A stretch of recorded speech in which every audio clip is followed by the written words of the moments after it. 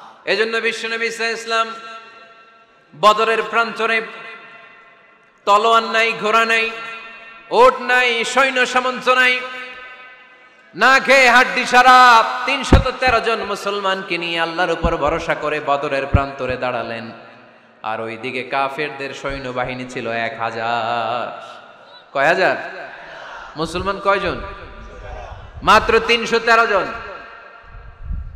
ওদের কাছে অস্ত্র শস্ত্রে সজ্জিত সেনাবাহিনী, বিশ্বনবীর ৩১৩ জনের কাছে তলোয়ার নাই, ঘোড়া নাই, কিচ্ছু নাই। বিশ্বনবী আল্লাহর উপর ভরসা করে এক মুষ্টি বালি নিয়ে ওয়াশাহাতিল ওযু, কাফেরদের চোখগুলো ধ্বংস হোক বলে তিনি বালুগুলো ছড়িয়ে দিলেন।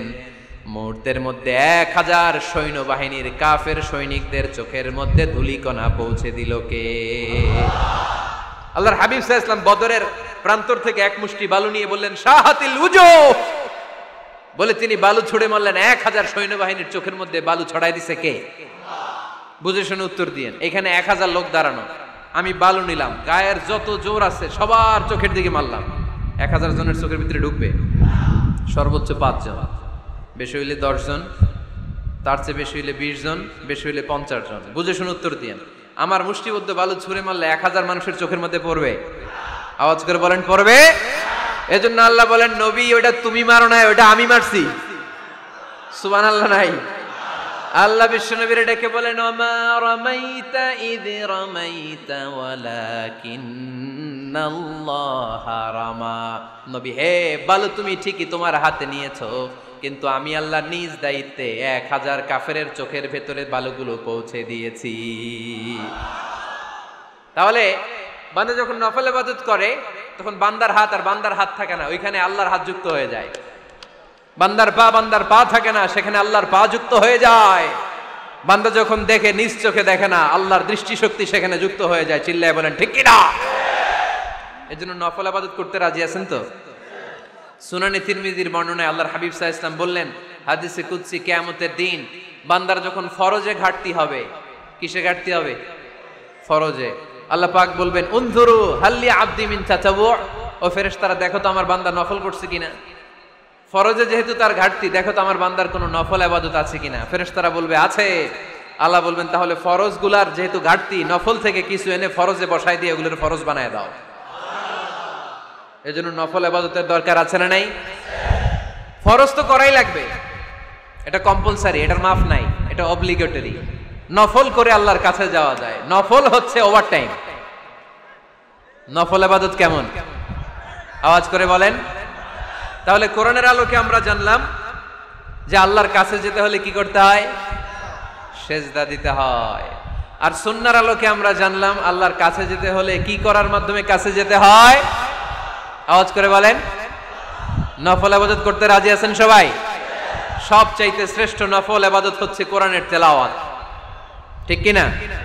আল্লাহর হাবিব সাল্লাল্লাহু আলাইহি ওয়াসাল্লাম বললেন, নফল ইবাদতের মাধ্যমে আল্লাহর কাছে যেতে চাও, নৈকট্যপ্রাপ্ত বান্দা হতে চাও, আফদলুল ইবাদাতি তিলাওয়াতুল কোরআন।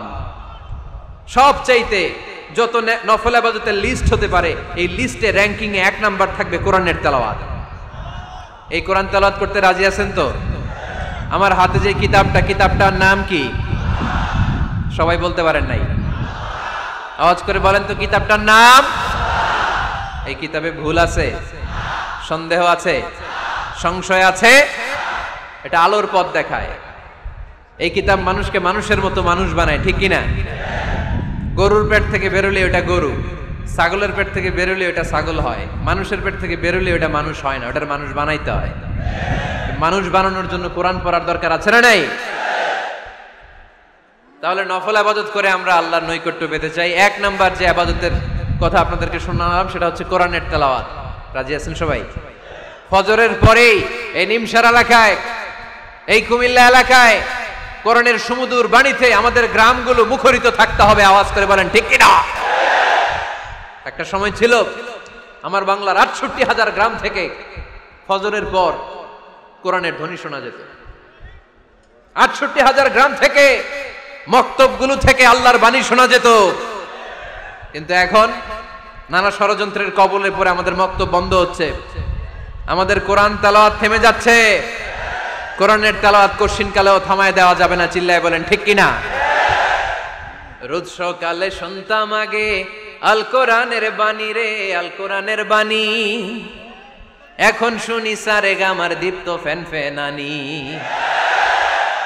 ধর্মপ্রাণ মুসলমান আজকাল হয়েছে মডার্ন ধর্মপ্রাণ। আমরা বড়ই ধর্মপ্রাণ, নামাজ রোজার কিছু নাই, ভুলেও ধরি না কোরআন। ধর্মপ্রাণ ঠিক না?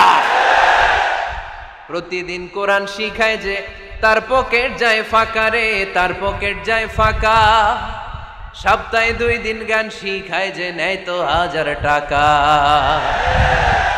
ধর্মপ্রাণ মুসলমান আজকাল হয়েছে মডার্ন ধর্মপ্রাণ। ধর্মপ্রাণ আমরা বড়ই ধর্মপ্রাণ, নামাজ রোজার কিছু নাই, ভুলেও ধরি না কোরআন। ধর্মপ্রাণ। আমরা কি এমন ধর্মপ্রাণ হতে চাই?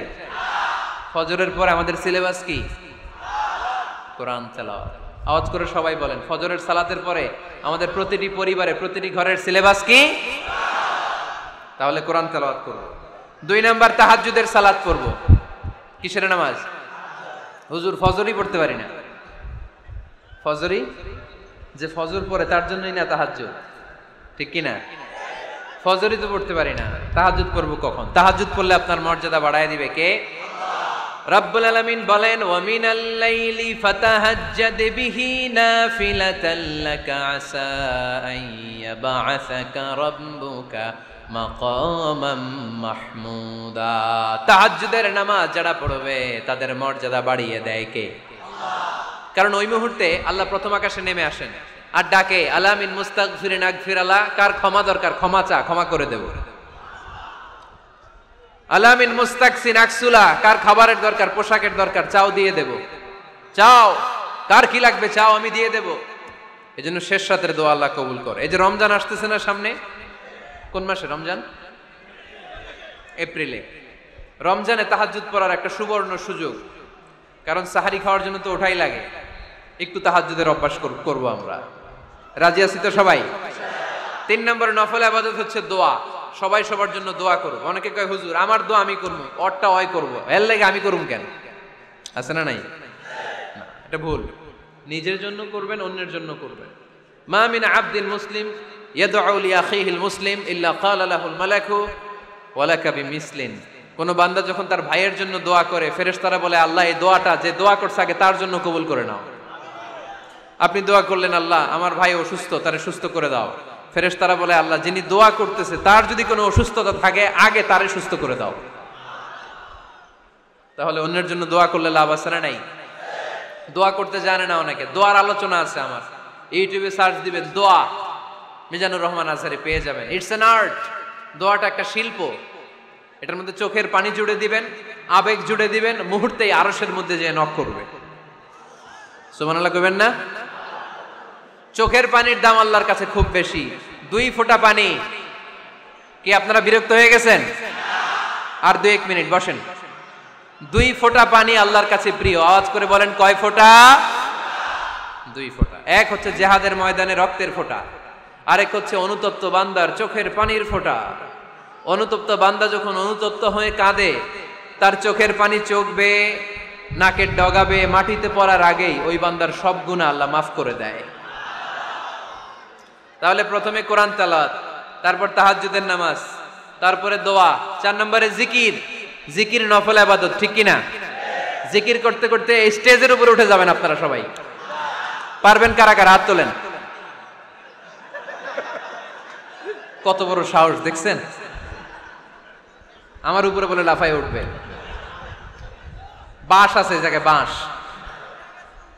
হ্যাঁ, না এটা করবেন না।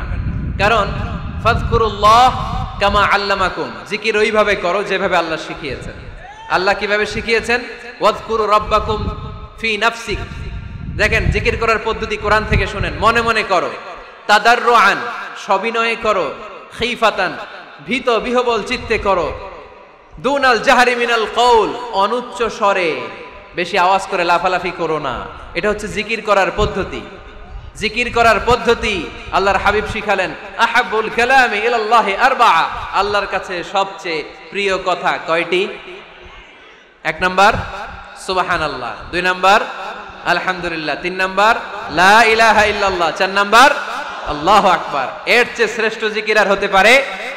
আবার আল্লাহর হাবিব সাল্লাল্লাহু আলাইহি ওয়াসাল্লাম বললেন, মান ক্বালা লা ইলাহা ইল্লাল্লাহ দাখালাল জান্নাহ। একবার লা ইলাহা বলে যে মরতে পারবে তার জন্য জান্নাত ওয়াজিব করে দিবে কে?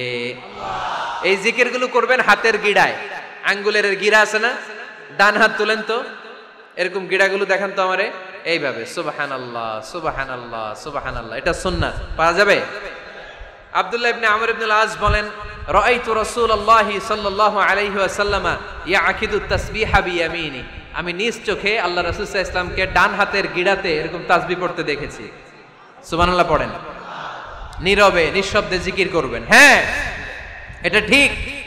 তালিমের জন্য একটু আওয়াজ করে প্রয়োজনে মাঝে মাঝে জিকির করা যায়, যেমন এইভাবে পড়েন, সুবহানাল্লাহ আলহামদুলিল্লাহ লা ইলাহা ইল্লাল্লাহ সুবহানাল্লাহ লা ইলাহা ইল্লাল্লাহ মুহাম্মাদুর রাসূলুল্লাহ সাল্লাল্লাহু আলাইহি ওয়াসাল্লাম। এই যে আপনাদেরকে এখন আমি তালিম দিলাম, এই তালিমের উদ্দেশ্যে সুন্দরভাবে অল্প আওয়াজে জিকির করা যায়, কিন্তু চিৎকার চেঁচামেচি করে, আমার দিকে তাকান, এদিকে তাকান, চিৎকার চেঁচামেচি করে লাফালাফি করে জিকির করা যাবে? জিকির করতে করতে প্যান্ডেলের বাঁশের মাথায় ওঠা যাবে? যিনি জিকির পরিচালনা করতেছেন ওনার ঘাড়ে ওঠা যাবে? যাবে? আল্লাহর হাবিব সাল্লাল্লাহু আলাইহি ওয়াসাল্লাম জিকির করতেছেন, আবু বকর ওমরে ফারুক বসা, আবু বকর রাদিয়াল্লাহু জিকির করতে করতে আল্লাহ রাসূলের ঘাড়ে। হাদিসে আছে না এগুলা? কথা কয় না। আল্লাহর হাবিব সাল্লাল্লাহু আলাইহি ওয়াসাল্লাম তাসবিহ পড়তেছেন, ওমরে ফারুক জিকির করতে করতে ইশকের ঠেলায় আল্লাহর নবীর কান্দে। গোটা বিশ্বের কোন হাদিসের কিতাবে এই পন্থায় জিকির দেখানো যাবে? কোরআনের কথা শুনেন, ফাযকুরুল্লাহা কামা আল্লামাকুম, ওইভাবে আল্লাহর জিকির করো যেমন করে আল্লাহ তোমাদের শিখিয়েছেন। কোন হাদিস দেখাতে পারবেন যে আবু বকর রাদিয়াল্লাহু তাআলা আনহু জিকির করতে করতে, আরব দেশে সৌদিতে ছিল খেজুর গাছ, জিকির করতে করতে খেজুর গাছের আগায়, ওমরে ফারুক খেজুর গাছের আগায়, এগুলো পেলেন কোথায়? কেন এগুলো করেন? আল্লাহর হাবিব সাল্লাল্লাহু আলাইহি ওয়াসাল্লাম না, আল্লাহর হাবিব সাল্লাল্লাহু আলাইহি ওয়াসাল্লাম যেভাবে জিকির শিখিয়েছেন আমরা ওইভাবে করব। বরকত দিবে কে? 5 নাম্বার নফল ইবাদত, দান খয়রাত করব। রাজি আছেন? গোপন দান, গোপন দান আল্লাহর রাগ কমায় দেয়। কোনো কারণে আমার রব যদি আমার উপর রেগে থাকে, আমি গোপন দান করলে ওই রাগটা মুহূর্তে ঠান্ডা হয়ে যায়। আল্লাকা সিররুন ইনদাল্লাহ বাইনাকা আনতা ওয়া বাইনাল্লাহ, আল্লাকা সাদাকাতুন তাখফা লা ইয়ালামুহা ইল্লাল্লাহ, আল্লাকা সিররুন ইনদাল্লাহ বাইনাকা আনতা ওয়া বাইনাল্লাহ, আল্লাকা সাদাকাতুন তাখফা লা ইয়ালামুহা ইল্লাল্লাহ। সুবহানাল্লাহ পড়েন। তোমার আর তোমার রবের এমন কোন গোপন বিষয় আছে নাকি যেটা তুমি আর তোমার রব ছাড়া কেউ জানে না? তুমি জীবনে এরকম গোপন দান করছো নাকি যেটা আল্লাহ ছাড়া কেউ দেখেনি? ওই দানটা আল্লাহ পছন্দ করে।